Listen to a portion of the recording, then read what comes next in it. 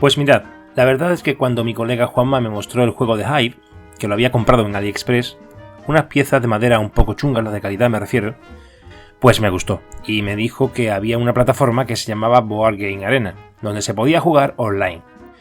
Después descubrí una app en la Play Store de Google llamada Hive, la colmena, que se conectaba precisamente al servidor de BGA para jugar en su plataforma, pero con la interfaz de esta app, que es mejor para dispositivos móviles que la interfaz de BGA, que es más amigable para PC. Me encanta Hive porque tiene connotaciones como las del ajedrez y yo soy ajedrecista. Luego Juanma me mostró el camino de los Eurogames, con Carcassonne Junior curiosamente para iniciarnos con mi hijo. Era un juego sencillo, fácil de resolver y que nos iniciaba en el fascinante mundo de la conexión de los setas de paisaje. Dicho esto, me compré el juego de Hive original con sus expansiones. Se puede decir que son piezas casi artísticas, precisas, hexágonos exactos, fabricados en un polímero plástico suave y agradable al tacto, fácil de deslizar y muy bonito, que se llama Baquelita. Lo recomiendo, la verdad. Compré también un libro de táctica y estrategia sobre Hive, que estaba en inglés y que, al proceder del mundo del ajedrez, estaba acostumbrado a consumir bibliografía de este tipo, al objeto de mejorar mi juego. La curiosidad es que cuando Carcassonne al margen del Junior llegó a mi vida, Hive pasó a un segundo plano. Y se me ocurrió lo mismo, compré también otro libro, en este caso The Book of Carcassonne, de Dan Chart y Steve D, este último que por cierto también tiene un libro escrito sobre Hive, y lo compré porque en la BGA ya adquirí un nivel de juego que comenzaba a estancarse y reconocí en mi forma de entender los juegos de mesa que para dar un salto de calidad en mi nivel pues necesitaba ayuda externa si no quería invertir mucho tiempo en conseguir desbrozar los entresijos del juego. No obstante, The Book of Carcassonne es un libro sencillo, con un adentramiento en las cuestiones tácticas y estratégicas sustancial pero básica al mismo tiempo, y eso sí, muy intuitivo. Pero con este libro no conseguí profundizar más allá, aunque da claves para ello, obviamente. Así que pensé en por qué no hacer yo alguna incursión en la divulgación del juego escribiendo yo algo en habla hispana, pero con otro enfoque distinto del libro de Dan Chart y Steve D. ¿Qué sucede con Meeple Podcast? Que soy un apasionado de escribir y de crear contenido, y meses antes me volqué en comenzar un podcast sobre mi profesión, algo inédito, el podcast del cartero. Y visto que me costó iniciarme, pero que ya lo había hecho, pensé que una buena propuesta de evangelización carcassonera podría ser la palabra hablada, no una imagen o un vídeo, que también, sino un espacio sonoro. Esta idea giraba inicialmente en la exposición de argumentos atractivos a la participación en el juego, desgranando los mecanismos de ejecución y el desarrollo del mismo más allá de las instrucciones que acompaña a la caja de Carcassonne, y adentrándome en la táctica y estrategia hasta el límite de lo que puede dar de sí un archivo de audio, teniendo en cuenta que a través de este canal se adolece de un medio visual que ilustre los comentarios. De este modo, la audiencia a la que en principio quería dirigirme es a aquellos jugadores principiantes que ya saben físicamente cómo es el juego, pero a los que les falta un empujón para dominarlo. Algo así como cuando yo realmente pues tenía intención de comprar el libro de Carcassonne. Finalmente, y en momentos antes de iniciar pues la andadura de Meeple Podcast, pensé que también en la opción de hacer entrevistas a jugadores de Carcassonne en general y a los miembros de la comunidad de Carcassonne Spain a la que pertenezco. De este modo el podcast adquiría la capacidad de conectar a las personas de la comunidad, conociéndonos unos a otros. Esta idea tuvo tal acogida que ha generado una bonita e incipiente expectativa alrededor de Carcassonne en España, incluyendo el colectivo catalán, que mantiene sus encuentros presenciales en el área metropolitana de Barcelona y alrededores a través de la organización Carcassonne.cat, uno de cuyos miembros, Pere Vives, me regaló un libro japonés de estrategia sobre Carcassonne y también me pasó un PDF de igual objeto, creado por ellos, aunque iniciado por Tony Soler, al que denominaron Guía Estratégica de Carcassonne. Estos detalles inició mi estrategia inicial de ronda de entrevistas, pero la de Pere, la más larga a nivel individual y que él mismo propuso seccionar en dos para que no resultase aburrido de escuchar, por extensa, llegó más tarde, por circunstancias. La primera entrevista fue la de Luis. Gracias a las posibilidades que brinda Internet, hoy día cualquiera tiene un ordenador con acceso a la red de redes, un micrófono y unos auriculares, y con esto es suficiente para poder tener una conversación. Pero la plataforma de grabación es muy importante. Yo ya había leído y oído sobre podcasting, pero hice una incursión en estos menesteres viendo vídeos de YouTube, leyendo algún que otro libro y artículos, blogs y finalmente apuntándome a cursos de boluda.com. Zencastr es un site web impresionante, muy intuitivo, fácil de usar y donde se puede grabar vídeo y audio. Para audio no hay limitaciones de uso de forma gratuita y en esta plataforma existe la certeza de evitar cortes de conexión pues las grabaciones se realizan en modo local, aunque la conversación disponga de algún delay, que dé la impresión que pueda haber faltas o fallas durante el proceso de recording.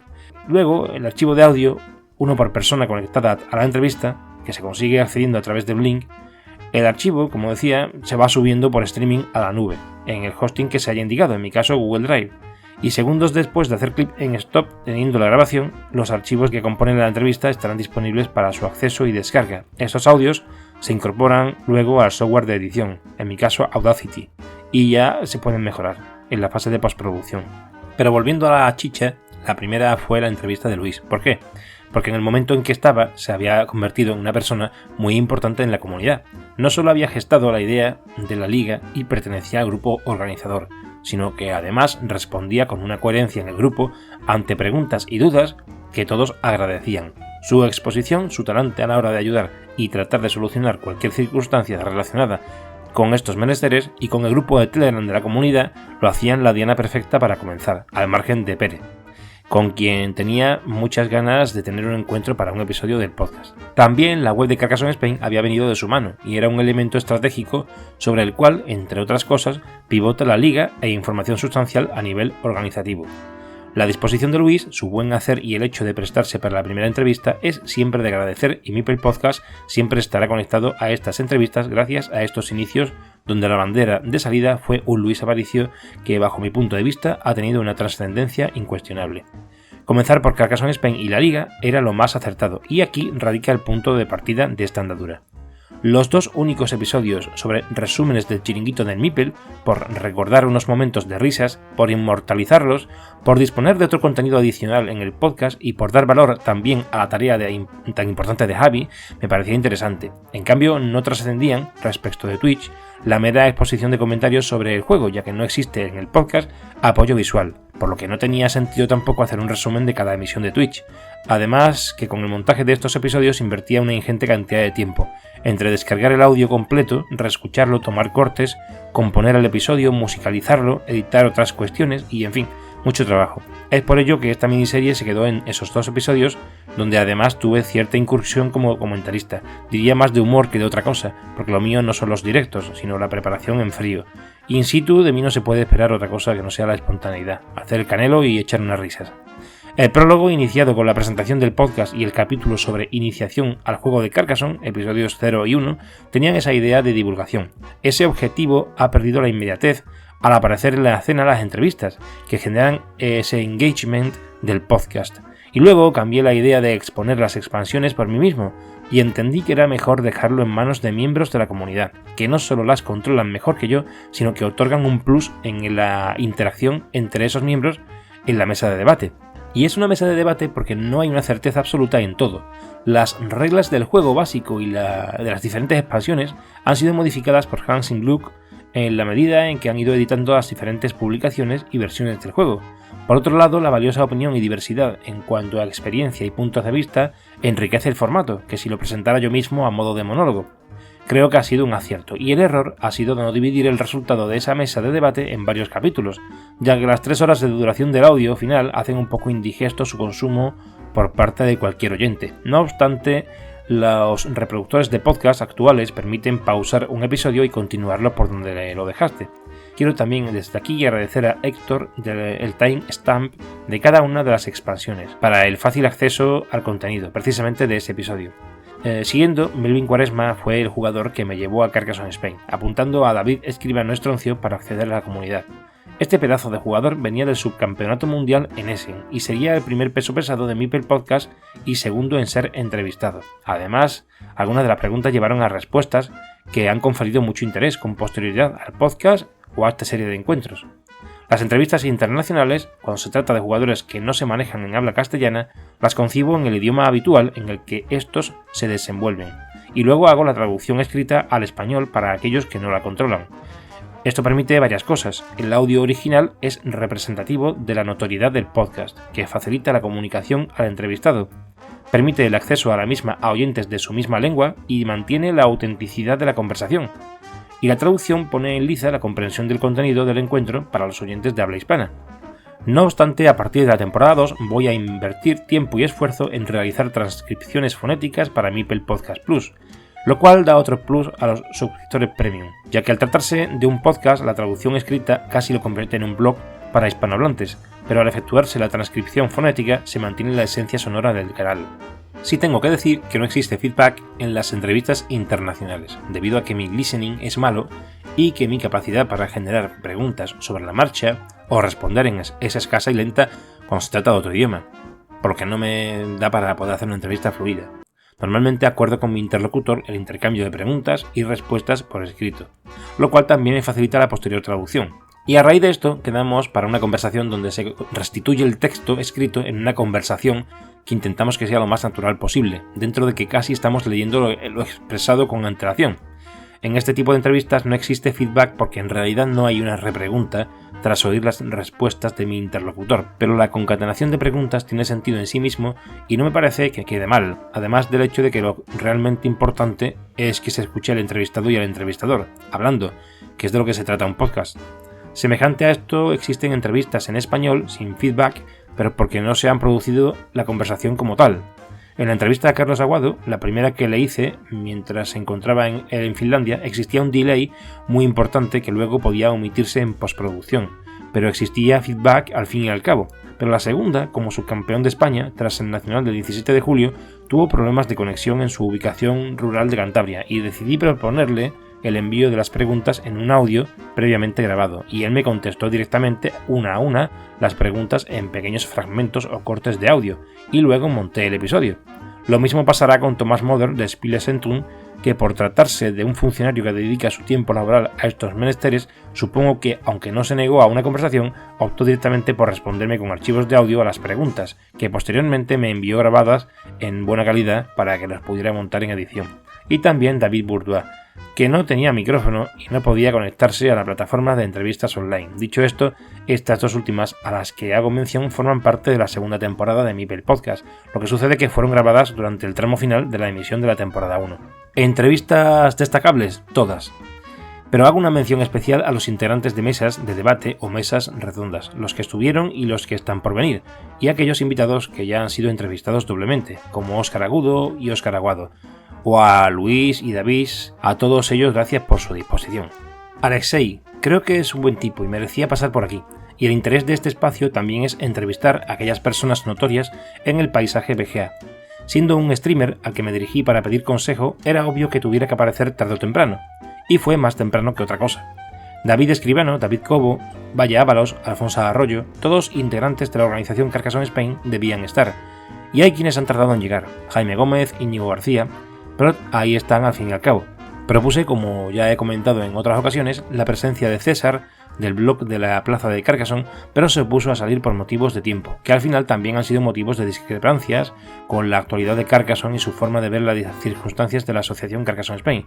Él se sentía más cómodo antaño cuando era menos y ello significaba más, según él y según también otras personas destacables del panorama Carcassonne de Madrid desde hace una década hasta la pandemia. El entorno VGA les ha sentado como un tiro porque ellos solo ven el presencial y demonizan el ámbito online hasta cierto punto. Yo creo que es compatible. No tiene por qué restar interés a la competición presencial el ámbito de Internet, cuando está presente en un juego tan sumamente presencial como siempre lo ha sido el ajedrez y donde la competición es siempre física. Pero el mundo online ha llegado para quedarse y lo único que se puede hacer es ordenar las cosas para que siempre exista un ámbito de interés general como son los presenciales y un ámbito que permite la cohesión a niveles de falta de proximidad y de significativo poder pedagógico y de entrenamiento como es el ámbito de las redes. Hay que adaptarse a los cambios y adaptar los cambios a las necesidades del juego. No hay que dejarse de envolver por la herramienta, sino dar un uso preciso a la herramienta para mejorar nuestras posibilidades. La primera entrevista a dúo, Víctor y Andrea, me gustó tanto que me sentí en la necesidad de trasladar a todos los oyentes y entrevistados el agradecimiento por su disposición con el programa de podcast. Y este fue el detonante de montar un episodio de agradecimiento, la de ellos por su forma de ser y por la especial confluencia de los tres, yo y ellos dos, en este espacio, antes incluso de que tuviera lugar la primera mesa de debate, fue algo muy significativo para mí como entrevistador. en esa entrevista y en la que salió luego de Rader se habló de Héctor Madrona, cuando en realidad a Héctor ya lo había entrevistado, lo que pasa que ese episodio se publicó con posterioridad. Algo parecido pasó con Valle, la capitana de la selección, y es que su entrevista estaba prevista antes que la de Óscar, Alfonso, Alexei, pero no, por problemas técnicos tuvimos que posponerla hasta en 2 ocasiones y no obstante mereció mucho la pena, como todas las demás por supuesto. Volviendo a Héctor Madrona, por cierto, del que fui huésped durante el Nacional, supuso un punto de inflexión porque es un tipo peculiar, friki y coleccionista, a la vez que jugón de Carcassonne con expansiones, pero sin afán por el básico competitivo ni tampoco nick en la BGA. Además, siendo el copropietario de Carcassonne Central, el cofundador de la Wikicarpedia, miembro de la organización Carcassonne Spain y administrador del Discord de la comunidad, personaje de fantasía cuando lo conoces en persona, amable y generoso a raudales cuando realmente él tiene la oportunidad, en fin, además de esa chula entrevista, esa disposición exacerbada por cualquier cosa, su presencia en la mesa de debate junto a Javi Rader y Samuel Arroyo, lo hacen un tipo muy especial y muy interesante. ¿Y qué decir de Javi, ese madrileño jugón que conoce el Carcassonne madrileño de presenciales y nacionales antes y después de la pandemia, a nivel de lo que se jugaba y de lo que se juega? Pervivió con los artífices de la anterior oleada de divulgadores por el juego y convive con los de ahora. No ha renunciado a la novedad del juego online, aunque persigue el juego presencial por encima de todo, y le encantan las expansiones y muchos otros juegos. Un fanático del ocio y reconocido jugador carcassonero en la capital de España. Samuel Arroyo, y nos vamos a Cataluña, alguien curioso de conocer porque todos los que plantean ese lado friki de las expansiones siempre tiene algo que mostrar, una personalidad abierta y un carácter afable donde los haya. Un tipo muy buena gente y dispuesto también a colaborar, que no da un no por respuesta porque es una persona muy colaboradora.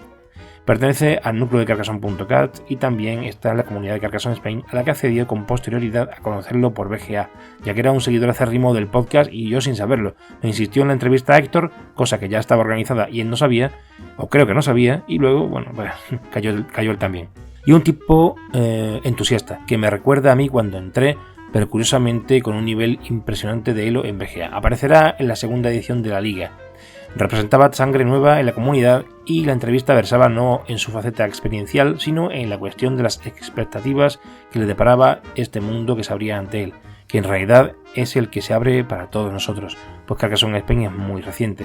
Un tipo que señaló a la continuidad de este espacio, a la posibilidad de involucrarse dentro del proyecto Carcassonne Spain en caso de tener tiempo y dársele la oportunidad. Creo que un tipo muy inteligente y con 2 pilas bien puestas para participar. Víctor, con su nick Vic.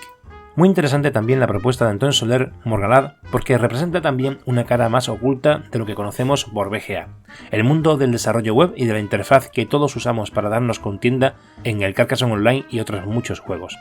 Las respuestas dejan clara la honestidad de reconocer las limitaciones de la plataforma respecto de la modificación del reloj de juego y la imposibilidad de adaptar un módulo de análisis por el concepto arquitectónico web de la propia página de Board Game Arena. Pero conocer a la persona de Antonio ha sido evidentemente muy interesante. Su periplo por Reino Unido, la gestación de una asociación que no vio crecer pero que luego reconoció como gigante en su ciudad natal de Almería, le da mucha cuerda también a la entrevista. Willem con su museo de Carcassonne y su Instagram, Chris Wallace y sus creaciones lúdicas y estrambóticas sobre Carcassonne con losetas magnéticas, su cubasón y otras cuestiones que comparte a menudo en Carcassonne Central, el pragmatismo de Alfonso Arroyo y su capacidad de derrotar a bestias de la escena carcassonera vegeniana, la campeona del grupo rojo de la Liga Carcassonne Spain en segunda y su homólogo en el grupo azul, respectivamente Miriam y Alejandro, Carquiñolis y Alesip, este segundo paisano mío y Miriam paisana de Samuel Arroyo y Pere Vives. El escueto pero claro y conciso Íñigo García, muy interesante su entrevista entre otras cosas por lo poco dado a mostrarse en Telegram y en Twitch, por lo que pasa más desapercibido, y también integrante de la organización. Los ex campeones Jaime y Lorenzo, cada uno con sus particularidades y que dan la impresión de tener personalidades opuestas, que nada tienen que ver el uno con el otro, pero para mí 2 caballeros en el trato, sin duda. Como también son personas realmente agradables de conocer, aunque a algunos les pueda parecer lo contrario. Los siguientes: Enric, Ezequiel en Profecía, Óscar Sardón, Ledacri y Miquel Jornet. Cada uno tiene sus cosas que contar y han sido vilipendiados de alguna u otra forma por circunstancias en las que se vieron envueltos y que nunca hace justicia a la realidad de las personas que están alrededor. ni las que se enfadaron con ellos porque tampoco tenían la necesidad y se vieron enfrascados en la tesitura de resolver alguna situación desagradable, ni estas mismas personas que tal vez no estuvieron acertados en el momento oportuno o pasaron por poco colaboradores. Yo realmente quiero entender que hay que dar voz a las personas para que se expliquen, y en el fondo de todo entiendo que cada uno es de una manera, tiene sus puntos de vista, sus prioridades, y la percepción del grupo cada uno la ve desde un prisma muy distinto. Dicho esto, hay que respetar unas pautas que nos damos, como unas normas dentro del grupo, por respeto, o las mismas normas de la liga, por seguir una línea, pero si cometemos algún error hay que reconocerlo y el resto debe evitar también hacer juicios de valor que, aunque puedan parecer válidos, no deben de ser muy oportunos porque generan confrontación. Yo mismo debo aplicarme el cuento porque en ocasiones y dentro del grupo de la organización no he sabido entender alguna crítica y he soltado alguna fresca, motivo que me ha llevado a marcharme finalmente de este grupo porque me siento más cómodo en la comunidad y creo que no tengo tanto tiempo y poco que aportar de manera directa. Por otro lado, David Cobo me comentó que quería hacerme una entrevista, pero yo ya había iniciado la tarea de pedir a la gente que me enviara sus preguntas a mi podcast, las cuales resolví en un episodio relacionado, pero no como jugador de BGA, sino como divulgador, como miembro de la comunidad, como el cartero de Carcassonne.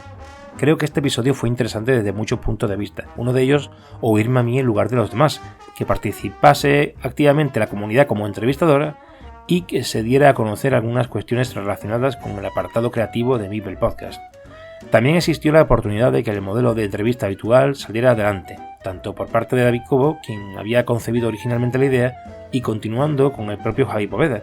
Pero por falta de tiempo el primero y por descarte de Javi, puesto que iba a salir el episodio de preguntas y respuestas y no le parecía muy correcto, pues finalmente se malogró la entrevista.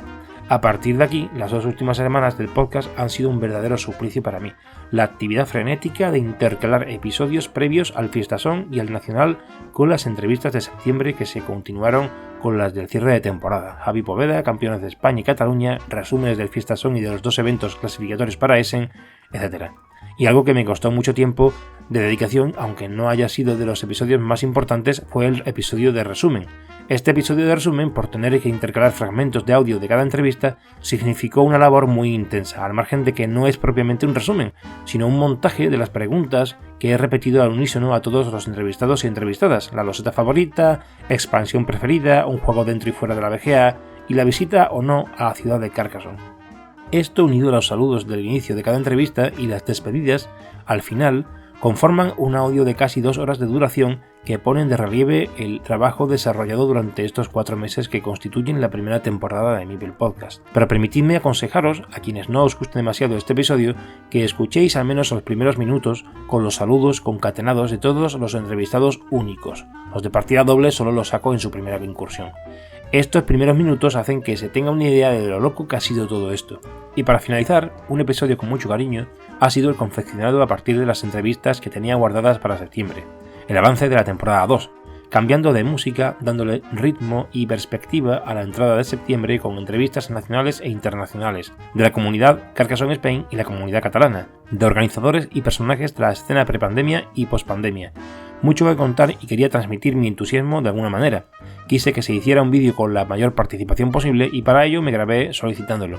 La respuesta fue de 5 personas. Los resúmenes del Mundial por equipos han sido entretenidos, pero creo que la importancia se le dará más adelante, cuando se quiera tirar de hemeroteca y no exista mucho de qué tirar salvo clasificaciones y algún resumen en algún blog o página web. El repositorio sonoro de Mipel Podcast dará buena cuenta de ello para contribuir con lo que el resto de la comunidad carcassonera haya decidido inmortalizar. Dicho todo esto, un acierto importante son la participación de una parte del comité de la Liga Carcassonne Spain en las personas de Luis Aparicio y David Escribano para la presentación de la segunda edición de la Liga, ya que se entiende que es una simbiosis. Al podcast le viene bien esta repercusión de presentación de la Liga Carcassonne Spain y a la Liga le viene bien cubrir todos los espectros posibles en cuanto a canales de divulgación. La entrevista a Javi, además de entretenida e interesante, la catalogaría como un culmen de los 2 divulgadores de partida que aportan valor a la comunidad. Creo que este balance y preguntas que invertimos en el espacio parecen interesantes para tratar temas de los que no se habían hablado y que no siempre son sacados a colación. Creo que la tarea de esta primera temporada me ha reportado muchas satisfacciones y ha generado expectación en el público, y asimismo una gran pasión por la divulgación y creación de contenidos.